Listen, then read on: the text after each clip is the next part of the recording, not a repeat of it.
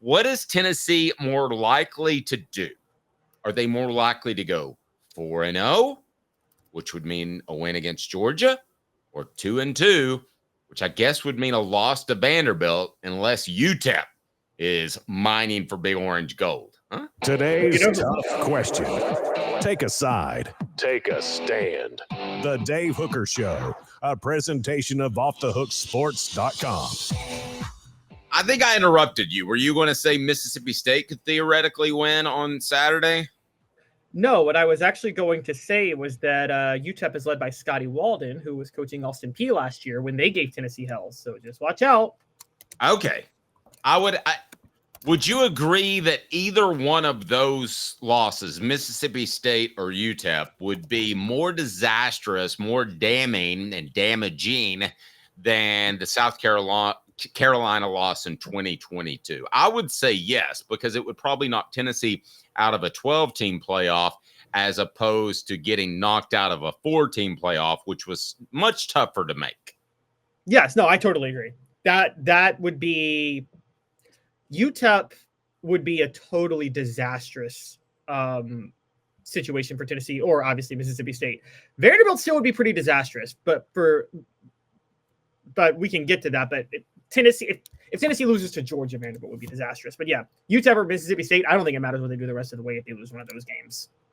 Okay, so here's the question I have for you. And the reason I can ask this of our fans, unlike some other fans, is that there's some other fans out there that just want to drink the Kool-Aid and believe. Tennessee's going to be a 7-point underdog to Georgia. Now, I personally believe that Tennessee can beat Georgia, and I will go ahead and call that upset right now.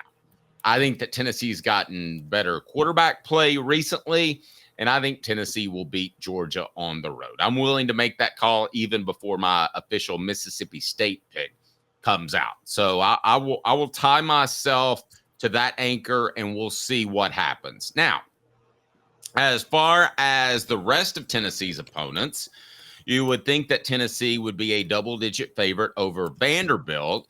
They're almost a triple-digit favorite over Mississippi State. I joke, they're 24 points.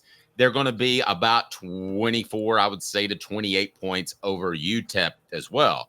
Yes, Stephen, I said Tennessee is going to beat Georgia. I agree with you. So let's get your vote on the poll question, but I want more. I want you to tell me on the message board. I'm going to pay particular attention right off the top of the show to the message board, because give me a reason why Tennessee would go 2-2. Give me a reason why Tennessee would go 4-0. So, Caleb, you're the one who gets paid to be on this show, unlike our other messengers who are nice enough to join us. And if you want to throw in a super chat for Quincy Calhoun's college fund, you can do that. And Caleb promises not to gamble it away. So that's not a promise. No, I'm kidding. Not a promise. I promise not to gamble it away. I don't promise not to gamble it. I'll just always win when I do it, because that's something that I wouldn't be a gambling addict if I said that. No gambling addict actually believes that. Okay. Let me ask you two cause and effect questions. All right. Tennessee goes 4-0. Why? You make the argument. I've already told you quarterback play. I think Tennessee will have better quarterback play and an elite defense and a good running game to lean on in case John Campbell decides he wants to hold people every other play. So, Caleb, those are my arguments. What is your argument why Tennessee will go 4-0? And then we'll get to both of our arguments why Tennessee will go 2-2. My argument for why they would go 4-0 would be that if they have a great chance to beat Georgia. And so let me stop everybody for just a second. No injury talk. Dylan, don't do that to me. Don't throw that curse upon me, Dylan. Caleb, don't you put that evil on me. Yeah, don't put that evil on me. I was trying to remember. What is that from? Talladega Nights. Don't you put that evil on me. All right, so don't put that evil on me. Don't stick two knives in my leg like happened in Talladega Nights as well. All right. So Dylan says now he's backed off. He's in the party of 4-0. But no injury talk. Aside from that, Caleb, tell me why Tennessee goes 4-0. Okay, so The biggest question would be Georgia, but I'm with you. I think Tennessee has some advantages. They have right now better quarterback play. They also have better coaching. Guys, I still consistently criticize Mike Bobo's offensive coaching. Mike Griffith has corrected me on that because he's talked about Matthew Stafford being developed into an NFL draft pick under Mike Bobo and then Aaron Murray setting all the records. I think Aaron Murray was just because he was a starter the whole time. And I think Matthew Stafford was just a raw talent that anybody could have coached. I don't think that's a reflection of Mike Bobo. So I don't think Mike. For the record, we'll have Mike Griffith on. He's never corrected anybody accurately on anything. That includes when he got incorrect change at the convenience store. Go ahead, Caleb. Wow. Okay. So look, I'm honest. We go back. Go ahead. So yeah, I'm honest about the fact that Mike Bobo, I don't think Mike Bobo is that good of an offensive coach. There's reasons Tennessee can definitely beat Georgia. The question then becomes Vanderbilt, because Dave, you do have to ask this question. Could Tennessee have a hangover at Vanderbilt if they beat Georgia? Which I guess actually it would be Vanderbilt's 2 weeks after Georgia. Yeah, so okay. It would be after UTEP. But say they're going to Vanderbilt. Could Vanderbilt's going to go all in on that game as a top 25 fringe team, maybe, and they have a decent team, and they'll do everything they can to beat Tennessee. Here's the thing. If Tennessee's 10-1 and they realize what's on the line, their fans are going to pack Nashville because Nashville's more Vol country than Vanderbilt country. The players are not going to overlook this game knowing what's on the line. They'll go all in on trying to beat Vanderbilt. So with that in mind, I honestly think that there's really no way Tennessee would lose to Vanderbilt if significant college football playoff implications were on the line. They wouldn't let that happen. Okay, but we haven't gotten to 2-2 yet.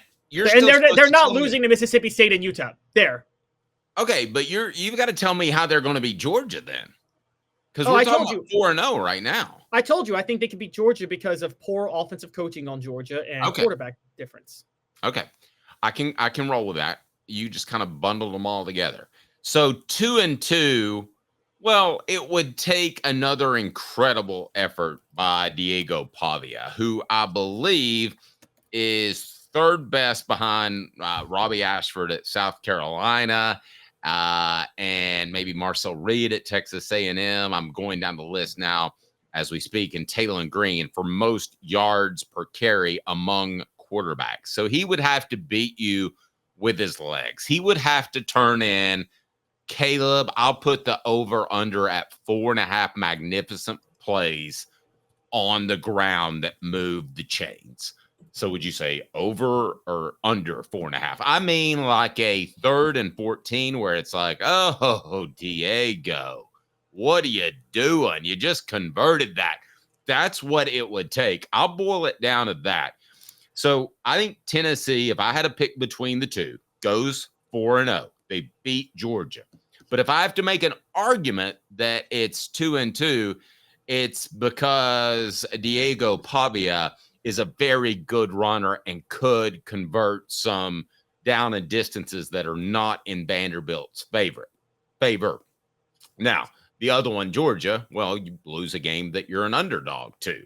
So, Caleb, that's where I am. I think it all relies on Diego. And I guess I could say the same thing for Georgia, because I would say the same thing about Carson Beck that I say about Nico Iamaleava. The most important stat for both of these guys is number of turnovers. When has Tennessee been at risk or lost a game? It has come when Nico has turned the ball over. When has Georgia been beatable? It has come when Carson Beck has turned the ball over. Both of these teams have good enough defenses to beat any team in the nation as long as their quarterback doesn't turn the ball over. Today's tough question brought to you by Banks and Jones. You tell me, Caleb, if that's oversimplifying that. The show represented by Banks and Jones, Tennessee's trial attorney, banksandjones.com. Well, it's because they're Tennessee's trial attorney. You can play to win with Banks & Jones because they'll go to trial. You've heard of other lawyers. They say they'll go to trial and fight for you. They won't. They just want to settle. That's the easiest way out. Well, that's not Banks & Jones, led by T. Scott Jones. They won't settle. They'll go to trial for you. Tennessee's trial attorney, They play to win. Truly, Tennessee's trial attorney when it comes to criminal defense or personal injury. Why settle? It's Banks & Jones. T. Scott Jones. BanksandJones.com.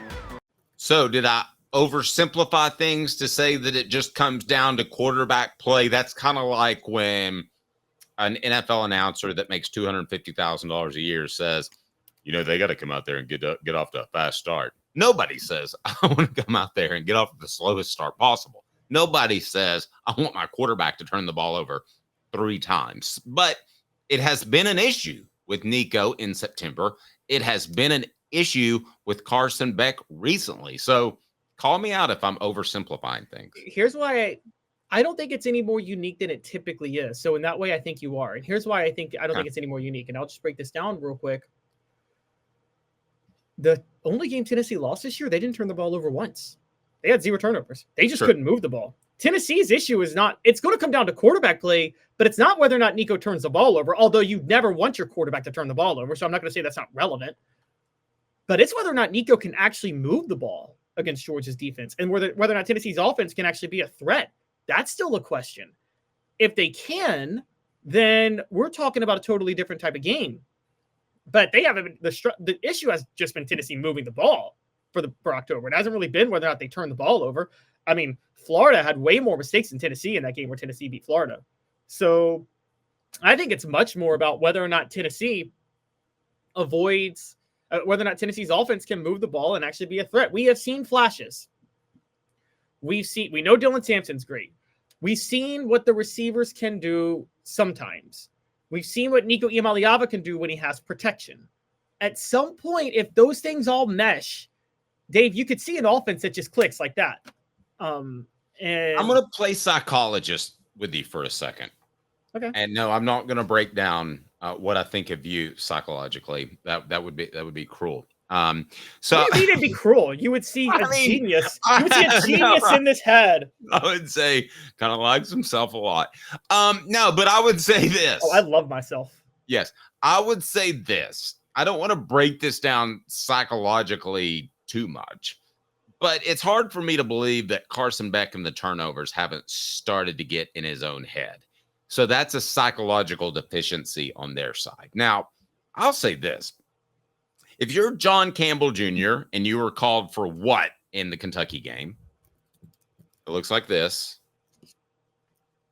Holding. The hold. Yeah. Hold. Yes. Yep.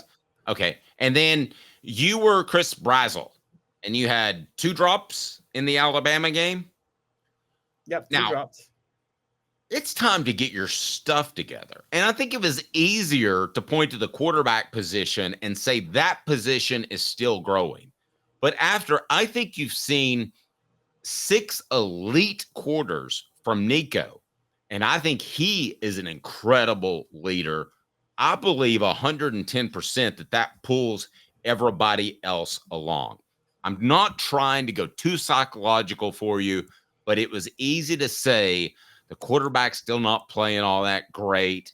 But nowadays, if you make a mistake, if Tennessee has somebody that makes a mistake against Mississippi State, and especially Georgia, it's magnified because your quarterback isn't literally and figuratively dropping the ball as he did earlier this season.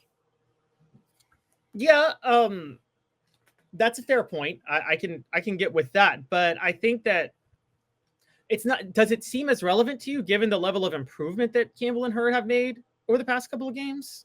I think they've already been forced just by the rest of the team and their feelings about, hey, you don't want to suddenly be holding back this offense. I was told that some players that didn't play well earlier in the season just kind of took it with a grain of salt, that they were still okay after the game. And I go back to Kevin Mays, Cooper Mays' dad, and he said something that was just so funny yet so disheartening at the same time to so many Tennessee fans, Caleb. He said, you know what happens when we win a big game? He goes, we go home and we have a beer. You know what happens when we lose a big game? We go home and we have a beer. It means more to you guys than some of us. I think there was a little bit of that on Tennessee's offensive football team. I don't think that exists anymore. And I think it's for a couple of different reasons. I think Nico took the loss to Arkansas incredibly hard, was not happy with his play, and has been a leader. Now, he's not the leader that's going to grab you by that plaid collar, Caleb, and say that you need to get your stuff together. But when you show up to work every day, it sets an example. That's what Hendon Hooker was like early before the 2022 season, when he was very ready to get in somebody's face. And Nico will be that probably by next year. But as for this year, he's done exactly what he needed to do. He's kept grinding. And now I'm not naming any names, but I think some of those guys that didn't play well at the beginning of the season that just looked at it like, oh, well, I think that he has raised them to another level. I agree with that on the leadership. And I think there's a level of pride that not just with Nico, that a lot of this team has. Before we hop out of here, though, I got to make the case for why I think they are more likely to go 2-2 in this scenario. Okay. I thought you had. No, you asked me to make the case for 4-0. Okay. So mine is the quarterback play will outshine Tennessee with Carson Beck and with Diego Pavia at Vanderbilt. I don't think that's going to happen. I'm picking Tennessee to finish 4-0, but you make the case for 2-2 if you want to. And by the way, about 2/3 of our fans believe 4-0. Only a third believe 2-2. So kudos to you. You need to have an optimistic outlook here.